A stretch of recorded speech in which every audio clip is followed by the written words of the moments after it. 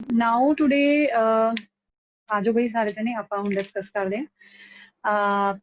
ਅੱਜ ਆਪਾਂ ਕੀ ਡਿਸਕਸ ਕਰ ਰਹੇ ਹੈਗੇ ਆ, ਅੱਜ ਆਪਾਂ ਇਹ ਡਿਸਕਸ ਕਰ ਰਹੇ ਹੈਗੇ ਆ ਕਿ ਹਾਊ ਟੂ ਰਾਈਟ ਐਗਜ਼ਾਮਪਲ, ਕਿ ਐਗਜ਼ਾਮਪਲਸ ਨੂੰ ਆਪਾਂ ਕਿਵੇਂ ਲਿਖਣਾ ਹੈ। ਠੀਕ ਹੈ, ਇਹ ਮੈਂ ਕੁਝ ਪੁਆਇੰਟਸ ਨੂੰ ਆਲਰੇਡੀ ਐਕਸਪਲੇਨ ਕੀਤਾ ਹੋਇਆ ਬੋਰਡ ਦੇ ਉੱਤੇ, ਤੇ ਇਹਨਾਂ ਦੀ ਹੈਲਪ ਦੇ ਨਾਲ ਵੀ ਵਿਲ ਲਰਨ ਦੈਟ ਕਿ how we have to write an example. ਠੀਕ ਹੈ, ਸੋ ਲੈਟਸ ਸਟਾਰਟ। ਸਰਬਜੀਤ अपना प्लीज माइक ऑफ करो। There are various reasons, there are various reasons why it might be considered beneficial to allow people to be paid extremely high salaries, है ना। कुछ कारण हैगे हैं, काफी वेरियस रीजनस हैगे हैं भी क्यों इसनों बेनिफिशियल कंसिडर किया जाता है कि जो लोग हैगे उन्होंने अच्छियां सैलरीज, एक्सट्रीमली हाई सैलरीज देनियां चाहिए। ठीक है, उस तो बाद जो पॉइंट दा एक्सप्लेनेशन है, this is the point, this is basically my topic sentence. ठीक है, ਹੁਣ ਇਸ ਟੌਪਿਕ ਸੈਂਟੈਂਸ ਤੋਂ ਮੈਨੂੰ ਪਤਾ ਚੱਲ ਰਿਹਾ ਕਿ ਓਕੇ ਇਸ ਪੈਰਾਗ੍ਰਾਫ ਦੇ ਵਿੱਚ ਇਹ ਗੱਲ ਹੋਏਗੀ ਵੀ ਕਿਉਂ ਐਕਸਟ੍ਰੀਮਲੀ ਹਾਈ ਸੈਲਰੀਜ਼ ਜਿਹੜੀਆਂ ਹੈਗੀਆਂ ਉਹ ਲੋਕਾਂ ਨੂੰ ਦਿੱਤੀਆਂ ਜਾਂਦੀਆਂ। ਠੀਕ ਹੈ, ਹੁਣ ਉਸ ਤੋਂ ਬਾਅਦ ਜੋ ਮੈਂ ਇਸ ਪੁਆਇੰਟ ਨੂੰ ਐਕਸਪਲੇਨ ਕੀਤਾ ਹੈ, this is my explanation part. ਇਹੀ ਚੀਜ਼ ਤੁਸੀਂ ਵੀ ਧਿਆਨ 'ਚ ਰੱਖਣੀ ਹੈ ਜਦੋਂ ਤੁਸੀਂ ਐਸੇ ਲਿਖਦੇ ਹੋ, whenever you are giving any topic sentence and after your topic sentence, ਮਤਲਬ ਇਸ ਦੇ ਵਿੱਚ topic sentence and itself topic ਦੋਨੋਂ ਚੀਜ਼ਾਂ ਹੈ। ਹੁਣ this is the point number 1। ਠੀਕ ਹੈ, ਜ਼ਰੂਰੀ ਨਹੀਂ ਹੈ ਕਿ ਅਸੀਂ ਪੁਆਇੰਟ ਨੂੰ ਲਿਖਣ ਵੇਲੇ ਹਮੇਸ਼ਾ ਕਨੈਕਟਰ ਲਗਾਉਣਾ ਹੈ। ਇੱਥੇ ਆਪਾਂ ਸਿੰਪਲੀ ਸਟਾਰਟ ਕਰ ਲਿਆ ਕਿ ਕੰਪਨੀਜ਼ ਆਫਰ ਐਕਸੀਲੈਂਟ ਪੇ ਪੈਕੇजेस। ਠੀਕ ਹੈ, ਹੁਣ ਤੁਸੀਂ ਦੇਖੋ ਇੱਥੇ ਗ੍ਰਾਮੈਟਿਕਲ ਸਟਰਕਚਰ ਵੀ ਮੈਂ ਨਾਲ ਨਾਲ ਤੁਹਾਨੂੰ ਦੱਸ ਰਹੀ ਹਾਂ ਕਿ ਅਗਰ ਕੰਪਨੀਜ਼ ਐਕਸੀਲੈਂਟ ਪੇ ਪੈਕੇजेस ਆਫਰ ਕਰਦੀਆਂ ਆਪਣੇ EMPLOYEES ਨੂੰ। ਠੀਕ ਹੈ, this is if plus present indefinite ਜੋ ਆਪਾਂ ਕੱਲ ਕੀਤਾ ਸੀ। ਠੀਕ ਹੈ, ਇਹ ਵਾਲਾ ਗ੍ਰਾਮਰ ਲੱਗਿਆ ਹੋਇਆ ਇੱਥੇ, ਇਫ ਪਲੱਸ ਪ੍ਰੈਜ਼ੈਂਟ ਇੰਡੈਫੀਨਿਟ ਵਾਲਾ। ਠੀਕ ਹੈ, comma, they can attract the most talented people in their field to work for them। ਤਾਂ ਕੀ ਕਰ ਸਕਦੇ ਹੈਗੇ ਕਿ ਅਗਰ ਉਹ ਐਕਸਲੈਂਟ ਪੇ ਪੈਕੇजेस ਦੇਣਗੇ ਤਾਂ ਉਹ ਬਹੁਤ ਜੋ ਮੋਸਟ ਟੈਲੈਂਟਡ ਪੀਪਲ ਹੈ, ਠੀਕ ਹੈ, ਉਹਨਾਂ ਨੂੰ ਆਪਣੇ ਆਰਗੇਨਾਈਜੇਸ਼ਨ ਵੱਲ ਅਟਰੈਕਟ ਕਰ ਸਕਦੇ ਆ ਤੇ ਉਹਨਾਂ ਤੋਂ ਅੱਛਾ ਕੰਮ ਲੈ ਸਕਦੇ ਆ। So they can is basically what? Can is basically model। मैं ਤੁਹਾਨੂੰ ਦੱਸਿਆ ਸੀ ਕਿ we can use models, we can use future indefinite tense also। So they can attract the most talented people in their field to work for them। ਤਾਂ ਹੁਣ ਇਹ ਕੀ ਹੋਇਆ, this is the point and itself this is the explanation, है ना। यही मेरा मतलब इस point ਨੂੰ मैं explain करता कि ज़्यादा salaries ਜਿਹੜੀਆਂ ਹੈ ਉਹ beneficial ਕਿਵੇਂ ਹੈ। beneficial ਕਿਵੇਂ ਹੈ ਕਿ talented people ਜਿਹੜੇ ਹੈਗੇ ਆ ਉਹ ਜ਼ਿਆਦਾ ਤੋਂ ਜ਼ਿਆਦਾ ਉਹ ਆਪਣੀ organization ਅਟਰੈਕਟ ਕਰ ਸਕਦੇ ਆ। ਤਾਂ ਹੁਣ ਨੈਕਸਟ ਅਸੀਂ ਕੀ ਕਰਨਾ ਹੈ, we have to write an example. ਠੀਕ ਹੈ, ਫॉर एग्जांपल ਹੁਣ ਜਦੋਂ ਵੀ ਅਸੀਂ ਐਗਜ਼ਾਮਪਲ ਲਿਖਣੀ ਹੈ, ਐਗਜ਼ਾਮਪਲ ਲਿਖਣ ਵੇਲੇ ਅਸੀਂ ਕਿਹੜੀ ਚੀਜ਼ ਦੇ ਉੱਤੇ ਫੋਕਸ ਕਰਨਾ ਹੈ, ਅਸੀਂ ਕੰਪਨੀਜ਼ ਆਫਰ ਐਕਸੀਲੈਂਟ ਪੇ ਪੈਕੇजेस। ਠੀਕ ਹੈ, ਕੰਪਨੀਜ਼ ਇੱਕ ਤਰ੍ਹਾਂ ਨਾਲ ਸਾਡਾ ਤੁਸੀਂ ਕਹਿ ਲਓ ਕਿ ਆਬਜੈਕਟ ਹੋ ਗਿਆ। ਕੰਪਨੀਜ਼ ਦਾ ਨਾਮ ਅਸੀਂ ਕੰਪਨੀ ਨੇਮ ਦੇ ਸਕਦੇ ਹਾਂ। ਠੀਕ ਹੈ, ਇਸ ਚੀਜ਼ ਨੂੰ ਲਿਖ ਸਕਦੇ ਹਾਂ ਹੈਂਡਸਮ ਸੈਲਰੀ। ਠੀਕ ਹੈ, they can attract the most talented people। ਠੀਕ ਹੈ, ਹੁਣ ਇਹ ਤਿੰਨ ਚੀਜ਼ਾਂ ਮੈਂ ਆਪਣੇ ਪੁਆਇੰਟ ਚੋਂ ਸਰਕਲ ਕਰ ਲਈਆਂ। ਹੁਣ ਮੈਂ ਇਹ ਸੋਚਣਾ ਹੈ ਕਿ ਮੈਂ ਕੋਈ ਵੀ ਐਗਜ਼ਾਮਪਲ ਦੇਣੀ ਹੈ ਇੱਥੇ ਜਿਸ ਦੇ ਵਿੱਚ ਮੈਂ ਕੰਪਨੀ ਦਾ ਨੇਮ ਦੇ ਸਕਦੀ ਹਾਂ। You can give any name of your company ਕਿ ਇਹ ਕੋਈ ਪਾਰਟਿਕੂਲਰ ਕੰਪਨੀ ਹੈ ਜੋ ਅੱਛੇ ਪੈਕੇजेस ਦੇ ਰਹੀ ਹੈ ਤੇ ਬਹੁਤ ਅੱਛਾ ਕੰਮ ਆਪਣੇ EMPLOYEES ਤੋਂ ਲੈ ਰਹੀ ਹੈ। ਕਿਉਂ? ਕਿਉਂਕਿ ਮੇਰੀ ਐਗਜ਼ਾਮਪਲ ਜੋ ਹੈ ਉਹ ਮੇਰੇ ਪੁਆਇੰਟ ਦੇ ਨਾਲ ਕੋਆਰਡੀਨੇਟਡ ਹੋਣੀ ਚਾਹੀਦੀ ਹੈ। ਮੈਂ ਇਸ ਤਰ੍ਹਾਂ ਨਹੀਂ ਹੈ ਕਿ ਐਗਜ਼ਾਮਪਲ ਮੇਰੀ ਕਿਸੇ ਹੋਰ ਡਾਇਰੈਕਸ਼ਨ 'ਚ ਜਾਏ ਤੇ ਮੇਰਾ ਪੁਆਇੰਟ ਕਿਸੇ ਹੋਰ ਡਾਇਰੈਕਸ਼ਨ 'ਚ ਜਾਏ। ਠੀਕ ਹੈ, ਤਾਂ ਹੁਣ try to write an example ਜਿਸ ਦੇ ਵਿੱਚ ਤੁਹਾਡੀਆਂ ਇਹ ਪੁਆਇੰਟਸ ਕਵਰ ਹੋਣੇ ਚਾਹੀਦੇ ਆ, ਤਾਂ ਉਹ ਇੱਕ ਰਿਲੇਵੈਂਟ ਐਗਜ਼ਾਮਪਲ ਰਹੇਗੀ ਮੇਰੇ ਪੁਆਇੰਟ ਦੇ ਨਾਲ। I hope you got my point. ਮੈਂ ਕੀ ਸਮਝਾਉਣਾ ਚਾਹ ਰਹੀ ਹਾਂ ਕਿ ਫਰਸਟ ਲਾਈਨ ਹੋਗੀ topic sentence, is it okay. Second ਕੀ ਹੋਗੀ, ਮੈਂ ਐਕਸਪਲੇਨ ਕਰਤਾ ਕਿ ਕੀ ਬੈਨੀਫਿਟ ਹੁੰਦਾ ਹੈ ਅੱਛੀਆਂ ਸੈਲਰੀਜ਼ ਆਫਰ ਕਰਨ ਦਾ। ਹੁਣ ਮੈਂ ਇਸ ਪੁਆਇੰਟ ਨੂੰ extend ਕਰ ਰਹੀ ਹਾਂ to score 7 or maybe more than 7। extension of an idea is very important। ਹੁਣ ਮੈਂ ਐਗਜ਼ਾਮਪਲ ਦੇਣੀ ਹੈ, ਹੁਣ ਜੋ ਵੀ ਮੈਂ ਤੇ ਐਗਜ਼ਾਮਪਲ ਦੇਣੀ ਹੈ ਉਸ ਐਗਜ਼ਾਮਪਲ ਦੇ ਵਿੱਚ ਮੈਂ ਇਹ ਚੀਜ਼ਾਂ ਨੂੰ ਧਿਆਨ 'ਚ ਰੱਖਣਾ ਹੈ ਔਰ ਇਹਨਾਂ ਦੇ ਨਾਲ ਮਿਲਦੀ ਜੁਲਦੀ ਐਗਜ਼ਾਮਪਲ ਮੈਂ ਦੇਣੀ ਹੈ। ਠੀਕ ਹੈ, now you have only 2 minutes to write an example and ਤੁਸੀਂ ਫਿਰ ਉਹ ਐਗਜ਼ਾਮਪਲ ਮੇਰੇ ਨਾਲ ਡਿਸਕਸ ਕਰੋਗੇ। ਪਹਿਲਾਂ ਉਹਨੂੰ ਰਾਈਟ ਅਪ ਕਰ ਲਓ, ਫਿਰ ਮੈਨੂੰ ਬੋਲ ਕੇ ਦੱਸਣਾ ਕਿ ਤੁਸੀਂ ਕੀ ਲਿਖਿਆ ਹੈ। So your time starts now, start writing.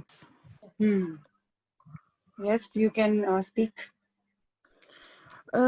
Yes, for example, the companies like Microsoft, TCS, and Infosys, they are able to pay high salaries or huge amount to the employees with good experience. And because and the stability and for the stability of the हाँ जी Sarabjit, what you have written? हाँ जी Sarabjit, what? हाँ जी हाँ जी. which are available like Microsoft and like a Samsung company which provide a huge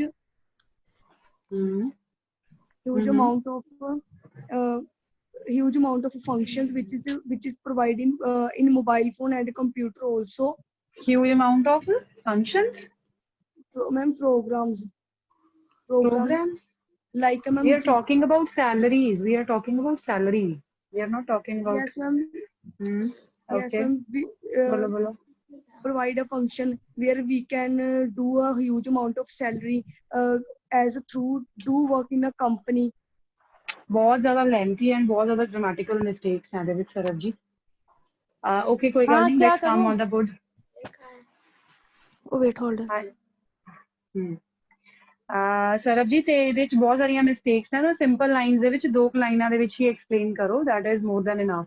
ਇੰਨਾ ਜ਼ਿਆਦਾ ਲੰਬਾ ਚੌੜਾ ਨਹੀਂ ਆਪਾਂ ਲੈ ਕੇ ਜਾਣਾ. ਸਿਰਫ ਕੰਪਨੀ ਦਾ ਨਾਮ ਬੋਲ ਦਿਓ ਐਂਡ ਜੋ ਮੈਂ ਤੁਹਾਨੂੰ ਪੁਆਇੰਟਸ ਦੱਸੇ ਆ ਵੀ ਇਹ ਪੁਆਇੰਟਸ ਜਿਹੜੇ ਹੈਗੇ ਆ ਜਿਹੜੇ ਐਗਜ਼ਾਮਪਲਸ 'ਚ ਕਵਰ ਹੋਣੇ ਚਾਹੀਦੇ ਆ ਉਹਦੇ accordingly you can go. is right Gitanjali. तो ਜਿਵੇਂ ਕਿ for example companies like Google, ਜਿਵੇਂ ਕਿ ਆਪਾਂ ਕੋਈ ਵੀ ਇੱਕ ਕੰਪਨੀ ਦਾ ਨਾਮ ਦੇ ਸਕਦੇ ਹਾਂ. You can give number of companies also like Google and so, but ਮੈਂ ਲਾਈਕ ਸਿਰਫ ਇੱਕ ਹੀ ਕੰਪਨੀ ਦਾ ਨਾਮ ਦਿੱਤਾ ਹੈ ਕਿ like companies like Google are able to employ the best programmers because of the huge sums that they are willing to pay. ਹੈ ਨਾ. ਹੁਣ ਇਹਦੇ ਵਿੱਚ ਕੀ ਹੋ ਗਿਆ, my this and this number 1. ठीक है, मैं इस पॉइंट ਨੂੰ कवर करता. एक्सीलेंट पे पैकेजेस ਨੂੰ मैं कवर करता. ਉਹਦਾ मैं पैराफ्रेज करता. Huge sums. ठीक है, this is my point 2. And talented people like the best programmers, again this is this, है ना, because they are willing to pay. So ਹੁਣ ਤੁਸੀਂ ਇਹ ਦੇਖੋਗੇ ਕਿ ਜੋ ਮੇਰੀ एग्जांपल है वो मेरे पॉइंट ਦੇ ਨਾਲ ਬਿਲਕੁਲ ਕੋਆਰਡੀਨੇਟ ਹੋ ਰਹੀ ਹੈ. ਇਸ ਤਰ੍ਹਾਂ ਨਹੀਂ ਹੈ ਕਿ example and point the explanation आपस ਚ ਤਾਲਮੇਲ ਨਾ ਖਾਏ. So I hope you understand कि whenever we have to write any example, we have to write according to the point we have explained. Is it clear? Gitanjali, clear to you? हाँ जी. Sarabjit clear हो गया? हाँ जी. ठीक है, ਜਿਹੜੇ ਸੀਗੇ ਇਹ ਸਾਰੇ ਪੁਆਇੰਟਸ ਅਸੀਂ ਆਪਣੀ ਐਗਜ਼ਾਮਪਲ ਦੇ ਵਿੱਚ ਕਵਰ ਕਰਤੇ. ਰਾਈਟ ਰਮਨ, ਤੁਸੀਂ ਆ ਗਏ ਦਾ ਪੁਆਇੰਟ ਵਿਚ ਆਈ ਹੈਵ ਗਿਵਨ. ਕਲੀਅਰ ਹੈ? ਠੀਕ ਹੈ. ਠੀਕ ਹੈ, ਕੋਈ ਗੱਲ ਨਹੀਂ. Next there is an example ਜਿਹਨੀ ਤੁਸੀਂ ਫਿਰ ਤੋਂ ਲਿਖਣੀ ਹੈ. ਆਪਾਂ 4-5 ਇਹਨਾਂ ਦੀ ਪ੍ਰੈਕਟਿਸ ਕਰਾਂਗੇ so that you come to know that. So next point is, if instead of taking the above measures, ਠੀਕ ਹੈ, this is the point, we simply try to live with the climate change. ਕਹਿੰਦਾ ਕਿ ਅਗਰ ਅਸੀਂ ਕੋਈ ਵੀ measure ਨਾ ਲਈਏ ਜੋ above mentioned ਹੈ, ਮੈਂ ਵਿੱਚੋਂ ਕੁਝ ਪੁਆਇੰਟਸ ਚੁੱਕੇ ਹੋਏ ਹਨ ਤੇ ਉਸੇ ਤਰ੍ਹਾਂ ਨਾਲ ਲਈ and which simply try to live with the climate change. ਜਿਵੇਂ ਜਿਵੇਂ ਕਲਾਈਮੇਟ ਚੇਂਜ ਹੋ ਹੀ ਜਾ ਰਿਹਾ ਹੈ ਅਸੀਂ ਉਵੇਂ ਹੀ ਰਹਿਣਾ ਸ਼ੁਰੂ ਕਰ ਦਈਏ. ਮਤਲਬ ਕੋਈ ਐਕਸ਼ਨ ਨਾ ਲਈਏ ਕਿ ਆਪਣੇ ਅਸੀਂ ਇਨਵਾਇਰਨਮੈਂਟ ਨੂੰ ਕਿਵੇਂ ਸੁਧਾਰ ਸਕਦੇ ਹਾਂ ਜਾਂ ਕਲਾਈਮੇਟ ਦੇ ਲਈ ਕੀ ਕੁਝ ਅੱਛਾ ਕਰ ਸਕਦੇ ਹਾਂ. ਉਹਨੂੰ ਕੁਝ ਨਾ ਕਰਨ ਦੀ ਬਜਾਏ ਉਵੇਂ ਹੀ ਕਰੀ ਜਾਈਏ ਜਿਵੇਂ ਕਲਾਈਮੇਟ ਚਾਹੇ ਖਰਾਬ ਹੋ ਰਿਹਾ ਚਾਹੇ ਜੋ ਮਰਜ਼ੀ ਹੋ ਰਿਹਾ. ਸੋ ਆਈ ਬਿਲੀਵ ਦੈਟ, ਤਾਂ ਮੈਨੂੰ ਇਸ ਤਰ੍ਹਾਂ ਲੱਗਦਾ ਹੈ ਕਿ ਜਿਹੜੇ ਕੌਨਸੀਕੁਐਂਸਿਸ ਹੋਣਗੇ, ਮੀਨਸ ਜੋ ਰਿਜ਼ਲਟਸ ਹੋਣਗੇ ਉਹ ਵਿਲ ਬੀ ਡਿਜ਼ਾਸਟਰਸ. ਡਿਜ਼ਾਸਟਰਸ ਮੀਨਸ ਬਹੁਤ ਹੀ ਘਾਤਕ ਹੋਣਗੇ. ਠੀਕ ਹੈ, तो results will be disastrous means बहुत ज़्यादा घातक होंगे. तो ਹੁਣ you have to write an example ਇਸ ਤੋਂ ਅੱਗੇ. For example, ठीक है, ਹੁਣ ਤੁਸੀਂ ਇਹਦੇ ਵਿੱਚ ਹੁਣ ਕਿਹੜੀਆਂ ਚੀਜ਼ਾਂ ਨੂੰ ਤੁਸੀਂ ਧਿਆਨ 'ਚ ਰੱਖਣਾ ਹੈ. ਤਾਂ ਤੁਸੀਂ ਆਪਣੇ ਮਾਈਂਡ 'ਚ ਸੋਚੋ ਕਿ ਇਸ ਪੁਆਇੰਟ 'ਚ ਕਲਾਈਮੇਟ ਚੇਂਜ ਦੀ ਮੈਂ ਗੱਲ ਕੀਤੀ ਹੈ. ਇਸ ਦੇ ਵਿੱਚ ਮੈਂ ਦੱਸਿਆ ਕਿ ਅਗਰ ਕਲਾਈਮੇਟ ਦਾ ਤੁਸੀਂ ਕਿਸ ਤਰ੍ਹਾਂ ਦਾ ਚੇਂਜ ਤੁਸੀਂ ਮੈਂਸ਼ਨ ਕਰੋਗੇ, ਤੁਸੀਂ ਦੱਸੋਗੇ ਕੌਨਸੀਕੁਐਂਸਿਸ ਐਂਡ ਡਿਜ਼ਾਸਟਰਸ. ਇਹ ਚੀਜ਼ਾਂ ਜੋ ਹੈਗੀਆਂ ਤੁਸੀਂ ਆਪਣੇ ਐਗਜ਼ਾਮਪਲ ਦੇ ਵਿੱਚ ਕਵਰ ਕਰਨਾ. ਠੀਕ ਹੈ, so now I am going to off the board screen and give you an opportunity to write. So your time starts now again. So let's write an example.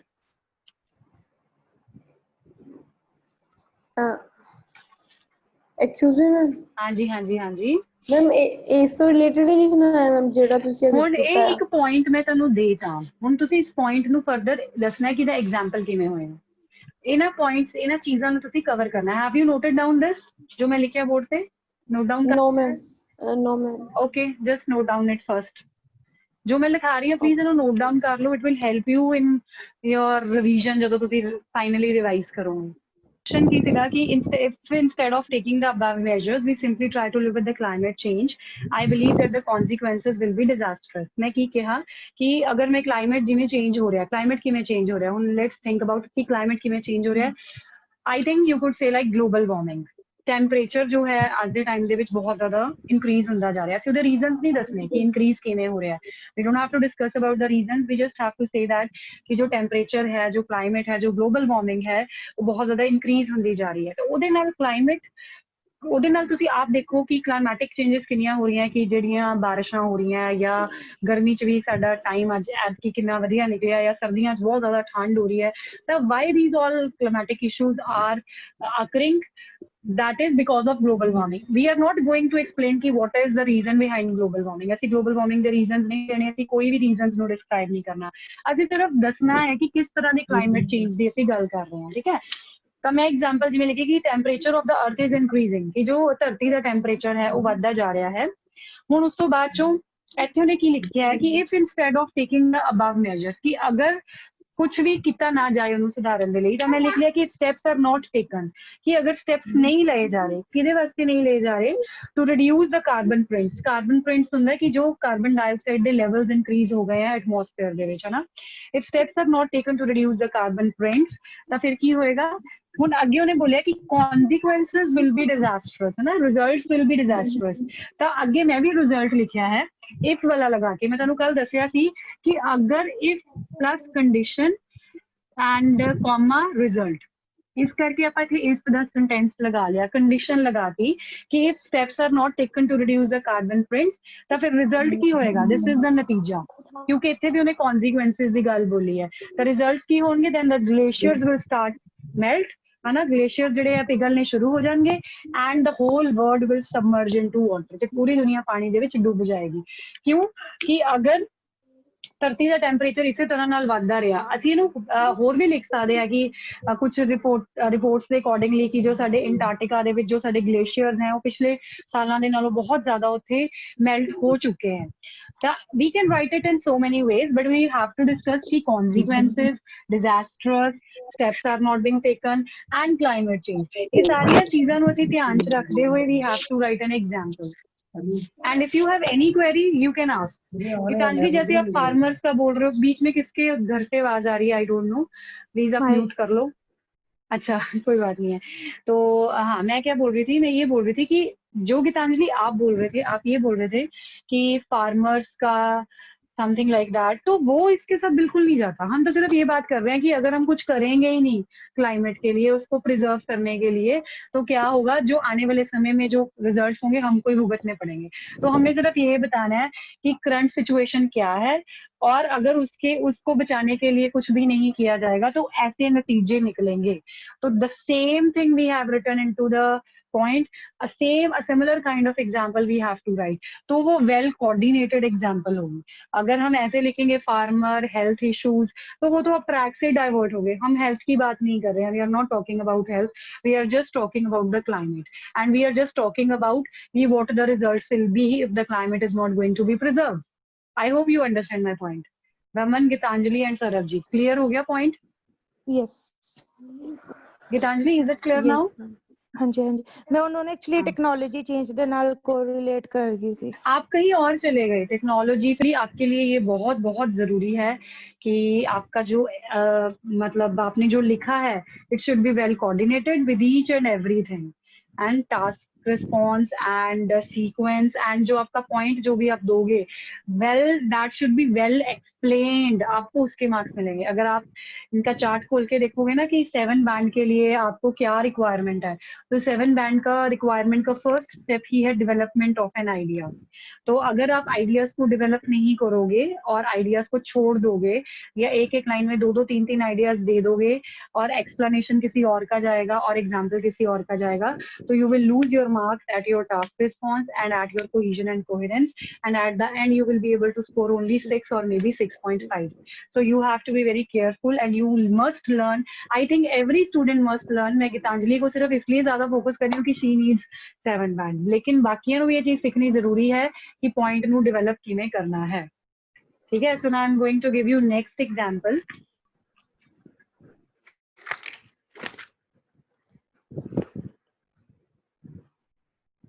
आप भी मेरे साथ साथ उतार लो, ठीक है, फिर मैंने स्क्रीन ऑफ कर देनी है।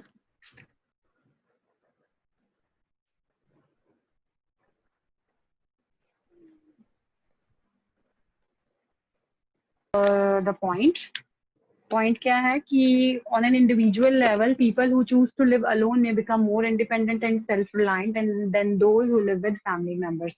तो क्वेश्चन ये है कि जो लोग है ना इकल्ले रहंदे हैं वो ज्यादा इंडिपेंडेंट हो जाते हैं, सेल्फ रिलायंट हो जाते हैं, सेल्फ डिपेंडेंट हो जाते हैं ਉਹਨਾਂ ਦੇ ਨਾਲੋਂ ਕੰਪੈरेटिवली ਜਿਹੜੇ ਕਿ ਆਪਣੀ ਫੈਮਿਲੀ ਦੇ ਨਾਲ ਰਹਿੰਦੇ ਆ। ਠੀਕ ਹੈ, so now this in this you have to decide ਕਿ ਤੁਸੀਂ ਕਿਹੜੀਆਂ ਚੀਜ਼ਾਂ ਨੂੰ ਸਰਕਲ ਕਰੋਗੇ, ਕਿਹੜੀਆਂ ਚੀਜ਼ਾਂ ਤੁਹਾਨੂੰ ਇਹਦੇ ਚ ਇੰਪੋਰਟੈਂਟ ਲੱਗ ਰਹੀਆਂ। This is your time to select and accordingly you have to write an exam so that ਤੁਹਾਡਾ ਜਿਹੜਾ एग्जाम्पल है ਤੁਹਾਡੇ पॉइंट ਨਾਲ ਜਾ सके। I hope you have written these all 4 lines, सबने लिख ली हैं? हाँ जी ma'am. So your time starts now. Start है गीतांजलि, आपका मेरे को सही लगा, काफी हद तक सही था। जिवें कि ਆਪਾਂ ਹੁਣ ਇੰਡੀਪੈਂਡੈਂਟ, ਠੀਕ ਹੈ, ਇੰਡੀਪੈਂਡੈਂਟ ਐਂਡ ਸੈਲਫ ਰਿਲਾਇੰਟ ਆਪਾਂ ਕਿਵੇਂ ਨੇ ਸਾਰੇ ਪੁਆਇੰਟਸ ਕਵਰ ਕਰਨ ਦੀ ਕੋਸ਼ਿਸ਼ ਕੀਤੀ ਹੈ। ਫॉर एग्जाम्पल, फॉर ਇੱਥੇ capital letter will come here. For example जिस तरह की young adult who lives alone है ना, जो भी यंग अडल्ट जो इकल्ले रहंदे हैं will need to learn to cook, pay bills, manage his और हर एक्सपेंसेस। ਇਹਦੇ ਚ ਸਾਰਾ ਕੁਝ ਆ ਗਿਆ ਕਿ ਉਹਨਾਂ ਨੂੰ cooking, you can even say कि how to cook, how to clean, how to pay the bills and manage his or her expenses. So this is what, this is independence। ये जो example है ना, तो ਅਸੀਂ सोचना कि independent in what terms, in terms of everything। ਜਿਹੜੇ ਬਾਹਰ ਜਾਂਦੇ ਆ ਉਹਨਾਂ ਨੂੰ ਕੁਕਿੰਗ ਵੀ ਸਿੱਖਦੇ ਆ, ਕਲੀਨਿੰਗ ਵੀ ਸਿੱਖਦੇ ਆ, ਆਪਣੇ ਬਿਲਸ ਪੇ ਕਰਨੇ, ਆਪਣੇ ਐਕਸਪੈਂਸਸ ਨੂੰ ਮੈਨੇਜ ਕਰਨਾ। ਐਕਸਪੈਂਸਸ ਨੂੰ ਮੈਨੇਜ ਕਰਨਾ ਚਾਹੇ ਜਿਵੇਂ ਮਰਜ਼ੀ ਕਰਨ, ਚਾਹੇ ਉਹ ਜੌਬ ਕਰਕੇ ਕਰਨ, ਜਿਵੇਂ ਵੀ। So I try to include all the things in terms of independent and self-reliant कि they must learn, they will learn कि cook किਵੇਂ करना है, clean किਵੇਂ करना है, bills किਵੇਂ pay करना है, expenses किਵੇਂ manage करने हैं, all of which are valuable life skill। So in this way इस तरह ਦੇ ਨਾਲ ਕੀ ਹੈ ਕਿ ਉਹ ਜ਼ਿਆਦਾ mature ਹੋ ਜਾਂਦੇ हैं in comparison to those people who stay with their family। ਉਹਨਾਂ ਲੋਕਾਂ ਦੇ comparatively ਜੋ ਆਪਣੀ family ਦੇ ਵਿੱਚ ਰਹਿੰਦੇ ਆ। So ਇਹ ਜੋ basically ਇਹਦੇ ਵਿੱਚ ਇਹ this is the main point ਜੋ ਕਿਸ ਚੀਜ਼ ਨੂੰ describe ਕਰ ਰਿਹਾ ਹੈ, ਜੋ ਇਹਨਾਂ ਦੋ points ਨੂੰ describe ਕਰ ਰਿਹਾ ਹੈ, ਜੋ ਕਿ ਇਹ ਦੋ main points ਸੀਗੇ ਸਾਡੇ point ਦੇ ਵਿੱਚ। I hope this is clear to you। Clear है? रमन ਤੁਸੀਂ ਕੀ ਬੋਲ ਰਹੇ ਸੀ? You were saying something different है ना, you were saying that कि after completing secondary education they want to go abroad, they want to do that, that is not that। कि ਇਹ point ਸੀਗਾ ਆਪਣਾ? ਪਹਿਲਾਂ ਇਹ ਸੋਚੋ ਕਿ ਪੁਆਇੰਟ ਕੀ ਰੱਖ, ਦਿਸ ਇਜ਼ ਦ ਵੇ। ਇਹੀ ਇੱਕ ਪ੍ਰੋਬਲਮ ਹੈ, ਮੈਂ ਜੋ ਵੀ ਤੁਹਾਡੇ ਐਸੇ ਚੈੱਕ ਕੀਤੇ ਉਹ ਕਿਉਂ ਨਹੀਂ ਵੈਲ ਕੋਆਰਡੀਨੇਟਡ ਹੁੰਦੇ ਕਿ ਪੁਆਇੰਟ ਕੁਛ ਹੁੰਦਾ, ਐਗਜ਼ਾਮਪਲ ਕੁਛ ਹੁੰਦਾ। ਤਾਂ ਉੱਥੇ ਇੱਥੇ ਹੀ ਤੁਹਾਡੇ ਗਏ CNC ਦੇ ਨੰਬਰ 5 ਬੈਂਡ ਆਣਗੇ। ਮੇਰੇ ਤੋਂ ਲਗਾ ਲਓ ਇਸ ਤੋਂ ਜ਼ਿਆਦਾ ਨੰਬਰ ਤੁਹਾਨੂੰ CNC ਚ ਨਹੀਂ ਮਿਲ ਸਕਦੇ। 5 ਦੇ ਦੇਗਾ ਕੋਈ, ਜ਼ਿਆਦਾ 5.5 ਦੇ ਦੇਗਾ। ਅਗਲਾ ਕਹੇਗਾ ਯਾਰ ਗੱਲ ਕੀ ਕਰ ਰਹੇ, ਨੀਚੇ ਕਹਾਣੀ ਕੁਛ ਹੋਰ ਹੀ ਬਣਾਤੀ ਹੈ, ਤੇ ਕੋਈ ਤਾਲਮੇਲ ਬੈਠਣਾ ਚਾਹੀਦਾ। So this you have to do. I hope clear, ਸਭ ਨੂੰ ਕਲੀਅਰ ਹੋ ਗਿਆ? Yes now I'm giving you next example। ਤੁਹਾਨੂੰ ਇਹ ਅੱਛੀ ਤਰ੍ਹਾਂ ਪ੍ਰੈਕਟਿਸ ਹੋ ਜੇ ਅੱਜ। Let's write the next example। ਮੈਂ ਇਹਨੂੰ ਰੱਬ ਕਰ ਰਹੀ ਹਾਂ, ਅਗਰ ਤੁਸੀਂ ਨੋਟ ਡਾਊਨ ਕਰਨਾ ਚਾਹੁੰਦੇ ਹੋ ਤਾਂ ਕਰ ਸਕਦੇ ਹੋ। ਹੋ ਗਿਆ? You can see। Okay, so it is usually, ਆਵਾਜ਼ ਆ ਰਹੀ ਹੈ ਮੇਰੀ? yes ma'am। Okay, it is usually the protection of natural habitat that ensures the survival of wild animals, and most scientists agree that these habitats are also crucial for human survival। So मैं explain नहीं करांगी, इसका explanation तुसी खुद समझो, main points ਨੂੰ देखो ਕਿਹੜੇ main points हैं, and after circling out the main points you have to write its example। Okay, so have you noted it down? सबने लिख लिया? yes ma'am। Okay, so now I'm going to off the board screen। ਹੁਣ ਇਹਦੇ ਵਿੱਚ ਕੀ ਹੈ, ਜਿਵੇਂ ਆਪਾਂ ਬੋਲਿਆ ਕਿ ਪ੍ਰੋਟੈਕਸ਼ਨ ਆਫ ਨੈਚੁਰਲ ਹੈਬਿਟੇਟ, ਤਾਂ ਉਹ ਕੀ ਹੁੰਦਾ ਕਿ ਅਗਰ ਡੀਫੋਰੈਸਟ੍ਰੇਸ਼ਨ ਹੈ, ਨੈਚੁਰਲ ਹੈਬਿਟੇਟ ਨਹੀਂ, ਸਾਨੂੰ ਜੰਗਲਸ ਬਚਾਉਣੇ ਚਾਹੀਦੇ ਹੈ, ਸਾਨੂੰ ਫੋਰੈਸਟ ਬਚਾਉਣੇ ਚਾਹੀਦੇ ਹੈ। ਕਿ ਅਗਰ ਡੀਫੋਰੈਸਟ੍ਰੇਸ਼ਨ ਬਹੁਤ ਜ਼ਿਆਦਾ ਹੋਏਗੀ, ਕਿਉਂਕਿ ਡੀਫੋਰੈਸਟ੍ਰੇਸ਼ਨ ਇੱਕ ਐਗਜ਼ਾਮਪਲ ਹੋਈ ਨਾ ਨੈਚੁਰਲ ਹੈਬਿਟੇਟ, ਕਿ ਉਹਨਾਂ ਦਾ ਘਰ ਕੀ ਹੈ, ਜਿਹੜੇ ਪਸ਼ੂ ਪੰਛੀ ਹੈ, ਜਿਹੜੀਆਂ ਜ਼ਿਆਦਾਤਰ ਜਿਹੜੇ ਪਸ਼ੂ ਪੰਛੀ, ਐਮਾਜ਼ਨ ਫੋਰੈਸਟ ਦੇ ਵਿੱਚ ਵੀ ਪਿਛਲੇ ਸਾਲ ਅੱਗ ਲੱਗੀ ਸੀ, ਆਸਟ੍ਰੇਲੀਆ 'ਚ ਵੀ ਫੋਰੈਸਟ ਦੇ ਵਿੱਚ ਅੱਗ ਲੱਗੀ ਸੀ, ਤਾਂ ਕਿੰਨੇ ਜ਼ਿਆਦਾ ਵਾਈਲਡ ਐਨੀਮਲ, ਸਾਡੇ ਕਿੰਨੇ ਵਾਈਲਡ ਸਪੀਸੀਜ਼ ਜਿਹੜੇ ਸੀਗੇ ਤੇ ਮਰ ਗਏ ਸੀਗੇ ਨਾ। ਬਹੁਤ ਸਾਰੀਆਂ ਜਿਹੜੀਆਂ ਸਪੀਸੀਜ਼ ਹੁੰਦੀਆਂ ਖਤਮ ਹੀ ਹੋ ਜਾਂਦੀਆਂ, ਜਿਨ੍ਹਾਂ ਨਾਲ ਉਹਨਾਂ ਦੀ ਈਕੋਸਿਸਟਮ, ਉਹਨਾਂ ਦੀ ਜਿਹੜੀ ਚੇਨ ਹੈ ਸਾਰੀ ਡਿਸਟਰਬ ਹੋ ਜਾਂਦੀ ਹੈ। ਤਾਂ ਬੇਸਿਕਲੀ ਨੈਚੁਰਲ ਹੈਬਿਟੇਟ ਦੀ ਪ੍ਰੋਟੈਕਸ਼ਨ ਦਾ ਮਤਲਬ ਕੀ ਹੋਇਆ ਕਿ ਅਗਰ ਉਹਨੂੰ ਨਹੀਂ ਪ੍ਰੋਟੈਕਟ ਕੀਤਾ ਜਾਏਗਾ, ਵਾਈਲਡ ਐਨੀਮਲਸ ਨੂੰ ਨਹੀਂ ਦੇਖਿਆ ਜਾਏਗਾ ਤਾਂ ਸਾਇੰਟਿਸਟ ਅਗਰੀ ਕਰਦੇ ਆ ਕਿ ਇਹ ਚੀਜ਼ਾਂ ਹਿਊਮਨ ਦੇ ਸਰਵਾਈਵਲ ਦੇ ਲਈ ਜ਼ਰੂਰੀ ਹੈ, ਅਗਰ ਨਹੀਂ ਹੋਣਗੀਆਂ ਤਾਂ ਵੀ ਫੇਸ ਪ੍ਰੋਬਲਮ। ਤਾਂ ਮੈਂ ਉਹਨੂੰ ਇਸ ਤਰ੍ਹਾਂ ਲਿਖਿਆ ਕਿ ਅਗਰ ਡੀਫੋਰੈਸਟ੍ਰੇਸ਼ਨ ਹੋਊਗੀ ਤਾਂ ਨੈਚੁਰਲ ਹੈਬਿਟੈਟ ਜਿਹੜਾ ਬਹੁਤ ਸਾਰੇ ਵਾਈਲਡ ਸਪੀਸੀਜ਼ ਦਾ ਹੈ, you can even right an example ਦੇ ਸਕਦੇ ਹੋ ਇੱਥੇ ਦੀ। ਵਾਈਲਡ ਸਪੀਸੀਜ਼ ਵਿੱਚ ਤਾਂ ਐਨੀਮਲ ਹੈਗਾ, ਬਟ ਇੱਕ ਬਹੁਤ ਸਾਰੀਆਂ ਪ੍ਰੋਬਲਮਸ ਕ੍ਰੀਏਟ ਕਰੇਗਾ, ਜਿਸ ਤਰ੍ਹਾਂ ਕਿ ਕਿਹੜੀਆਂ ਪ੍ਰੋਬਲਮਸ ਕ੍ਰੀਏਟ ਕਰੇਗਾ ਹਿਊਮਨ ਦੇ ਲਈ? ਟੈਂਪਰੇਚਰ ਬਹੁਤ ਜ਼ਿਆਦਾ ਵੱਧ ਜਾਏਗਾ। ਅਗਰ ਟੈਂਪਰੇਚਰ ਬਹੁਤ ਜ਼ਿਆਦਾ ਵੱਧ ਜਾਏਗਾ ਤਾਂ ਉਹਦੇ ਲਈ ਮੈਨਕਾਈਂਡ ਦੇ ਲਈ ਸਰਵਾਈਵਲ ਕਰਨਾ ਬਹੁਤ ਜ਼ਿਆਦਾ ਮੁਸ਼ਕਿਲ ਹੈ, ਠੀਕ ਹੈ। ਕਿਉਂਕਿ ਅਸੀਂ ਲਿਖਿਆ ਕਿ ਉਹ ਕਰੂਸ਼ੀਅਲ ਕਿਵੇਂ ਹੈ ਹਿਊਮਨ ਦੇ ਸਰਵਾਈਵਲ ਲਈ? ਕਰੂਸ਼ੀਅਲ ਇਸ ਕਰਕੇ ਹੈ ਕਿ ਉਹ ਜਿਹੜੇ ਫੋਰੈਸਟ ਹੈਗੇ ਆ, they are considered as the lungs of the ਅਰਥ, ਕਿ ਉਹ ਸਾਡੀ ਧਰਤੀ ਦੇ ਲੰਗਸ ਹੈ, ਬਿਕਾਜ਼ ਦੇ absorb the carbon dioxide from the environment and give us oxygen, and ਅਸੀਂ ਆਕਸੀਜਨ ਦੇ ਨਾਲ ਹੀ ਜਿੰਦੇ ਰਹਿ ਰਹੇ ਹਾਂ। ਅਗਰ ਆਕਸੀਜਨ ਨਹੀਂ ਹੋਏਗੀ, ਪਿੱਛੇ ਜੇ ਮੈਂ ਦੇਖਿਆ ਗੂਗਲ ਤੇ ਲੋਕਾਂ ਨੇ ਪਾਇਆ ਹੋਇਆ ਸੀ ਕਿ ਦ ਡੇ ਵਿਲ ਕਮ ਕਿ ਜਦੋਂ ਤੁਹਾਨੂੰ ਆਕਸੀਜਨ ਸਿਲੰਡਰ ਲਈ ਯੂ ਹੈਵ ਟੂ ਪੇ, ਕਿ ਅਗਰ ਇਸ ਇੰਨੀ ਫਾਸਟ ਪੇਸ ਤੇ ਡੀਫੋਰੈਸਟ੍ਰੇਸ਼ਨ ਹੋਏਗੀ ਤਾਂ ਇਹ ਕੀ ਹੈ? ਤਾਂ ਇਹ ਤਾਂ ਇੱਕ ਐਗਜ਼ਾਮਪਲ ਹੋਈ ਕਿ ਮੈਂ ਟੈਂਪਰੇਚਰ ਦੀ ਗੱਲ ਕੀਤੀ, ਮੈਂ ਡੀਫੋਰੈਸਟ੍ਰੇਸ਼ਨ ਦੀ ਗੱਲ ਕੀਤੀ, ਮੈਂ ਉਹਨੂੰ ਮੈਨਕਾਈਂਡ ਦੇ ਨਾਲ ਰਿਲੇਟ ਕਰਨ ਦੀ ਗੱਲ ਕੀਤੀ। ਬਟ ਅਗਰ ਸਿੰਪਲ ਤੁਸੀਂ ਪੈਰਾਫ੍ਰੇਜ਼ ਕਰਕੇ ਲਿਖੋਗੇ ਤਾਂ ਉਹਦੇ ਮਾਰਕਸ ਕੱਟੇ ਜਾਣਗੇ। ਜਾਂ ਇੱਕ ਹੋਰ ਸਿੰਪਲ ਵੇ 'ਚ ਲਿਖੀ ਐਗਜ਼ਾਮਪਲ ਕਿ for example rain forest produce oxygen, कि ਜਿਹੜੇ रेन फॉरेस्ट है वो ऑक्सीजन प्रोड्यूस करते हैं, एब्जॉर्ब कार्बन डाइऑक्साइड ਨੂੰ ਐਬਜ਼ॉर्ब ਕਰਦੇ हैं ਤੇ अर्थ ਦੇ ਕਲਾਈਮੇਟ ਨੂੰ ਸਟੇਬਲਾਈਜ਼ ਕਰਦੇ हैं, ਠੀਕ ਹੈ, ਤੇ ਧਰਤੀ ਦੇ ਕਲਾਈਮੇਟ ਨੂੰ ਟੈਂਪਰੇਚਰ ਨੂੰ ਮੇਨਟੇਨ ਕਰਕੇ ਰੱਖਦੇ ਆ। ਇਸ ਕਰਕੇ ਇਹਨਾਂ ਦਾ ਜਿਹੜਾ ਸਰਵਾਈਵਲ ਹੈ ਕਰੂਸ਼ੀਅਲ ਹੈ ਸਾਡੇ ਵਾਸਤੇ। ਕਿਉਂ? ਕਿਉਂਕਿ ਸਾਨੂੰ ਆਕਸੀਜਨ ਚਾਹੀਦੀ ਹੈ, ਕਾਰਬਨ ਡਾਈਆਕਸਾਈਡ ਨਹੀਂ ਚਾਹੀਦੀ, ਤੇ ਧਰਤੀ ਦਾ ਟੈਂਪਰੇਚਰ ਵੀ ਸਟੇਬਲਾਈਜ਼ ਚਾਹੀਦਾ ਹੈ। ਇਹ ਤਾਂ ਐਗਜ਼ਾਮਪਲ ਹੋਈ। ਪੈਰਾਫ੍ਰੇਜ਼ਿੰਗ ਇਜ਼ ਨॉट द एग्जाम्पल। मैं बार बार कह रही हूँ, सब ਨੂੰ कह रही हूँ पैराफ्रेज नहीं करना, एग्जाम्पल देनी है ਉਹਦੇ ਵਿੱਚ, ठीक है? क्लियर है ਤੁਹਾਨੂੰ? and this is a wonderful example, short, clear, and everything is there, and समझ लग रहा है कि ਕਿਹੜੀ ਚੀਜ਼ ਕਿਹਦੇ ਨਾਲ ਜਾ ਰਹੀ ਹੈ। रेन फॉरेस्ट ਕੀ ਹੋ ਗਏ? This is the natural habitat of so many wild species like Amazon. You can give the example of Amazon here. किन्ने जंगल है Amazon ਤਾਂ I think ਸਭ ਨੂੰ ਪਤਾ ਹੈ। That is like it's a very big forest in Brazil, and you can even there picture ਵੀ ਬਣੀ ਹੋਈ ਹੈ Amazon ਦੇ ਉੱਤੇ। तो ਇਦਾਂ ਦੀਆਂ ਕੋਈ examples ਤੁਸੀਂ ਦੇਣੀਆਂ ਹੈ, paraphrase ਨਹੀਂ ਕਰਨਾ। Okay, so last example I am going to discuss with you, ठीक है? एंड मैं नहीं चाहती कि ਹੁਣ ਕਾਪੀ ਦੇ ਵਿੱਚ ਕਿਸੇ ਦੀ ਵੀ ਐਗਜ਼ਾਮਪਲ ਇਰਰੈਲੇਵੈਂਟ ਹੋਏ। ਮੈਨੂੰ ਦੇਣ ਤੋਂ ਪਹਿਲਾਂ ਆਪਣਾ ਦਿਮਾਗ ਲਾ ਕੇ ਚੈੱਕ ਕਰ ਲੈਣਾ ਵੀ ਇਹ ਅਸੀਂ ਸਹੀ ਲਿਖਿਆ ਕਿ ਅਸੀਂ ਗਲਤ ਲਿਖਿਆ, ਠੀਕ ਹੈ? ਚਲੋ let's do the last example. So right down, this is last number 5, perspective। अगर तुसी एग्जाम्पल ਨੂੰ पैराफ्रेज करना, उस तो बेटर एग्जाम्पल ना दो, फिर नेक्स्ट पॉइंट दे दो। अगर तुसी श्योर नहीं हो कि एग्जाम्पल किवें आ सकती है, then it's not mandatory, leave it and go with the second point, extremely positive।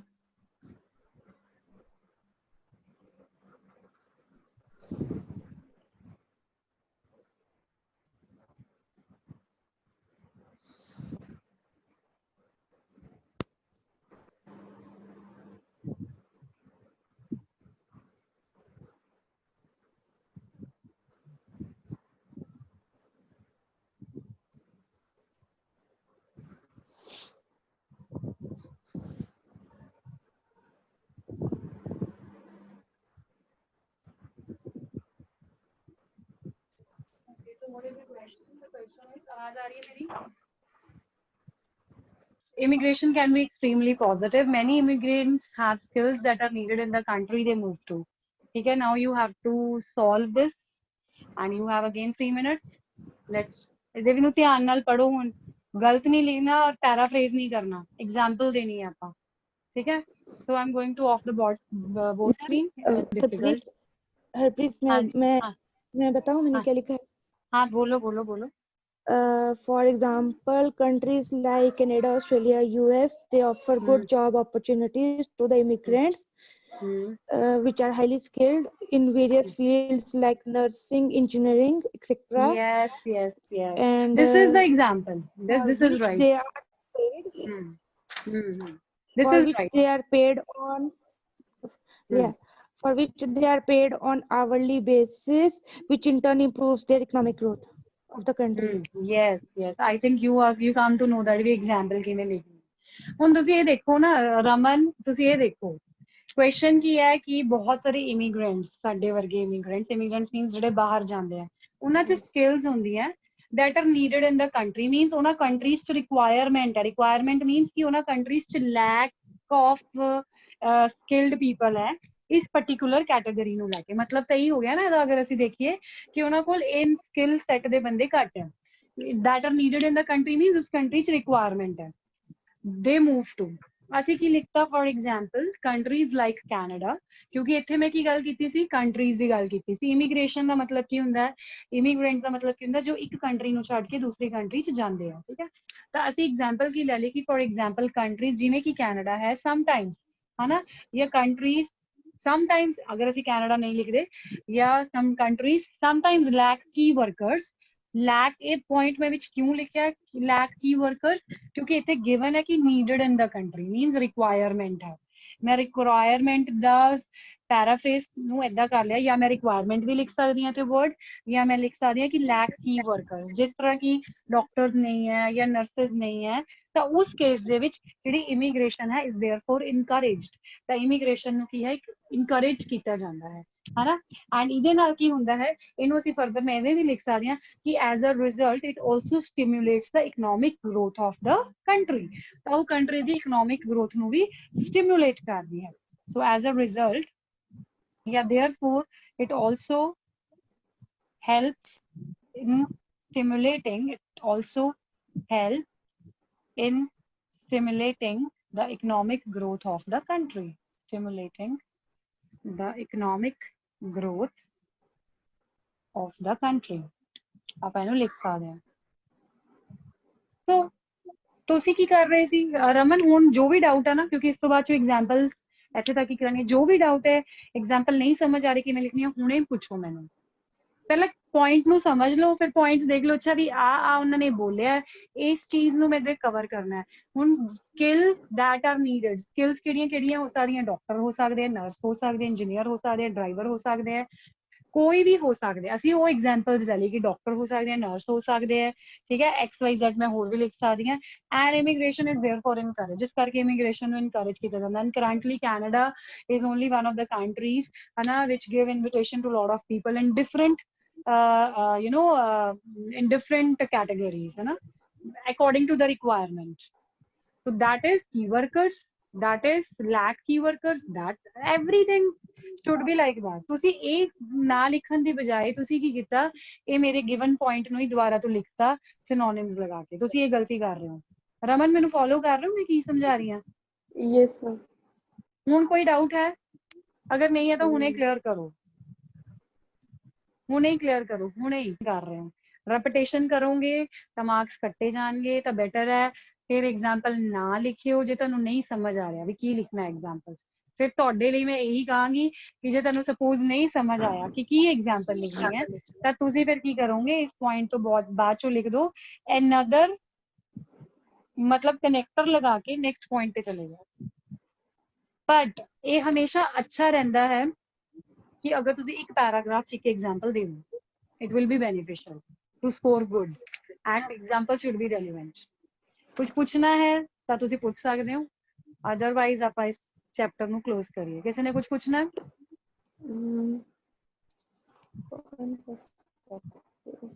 And immigration means moving to another country।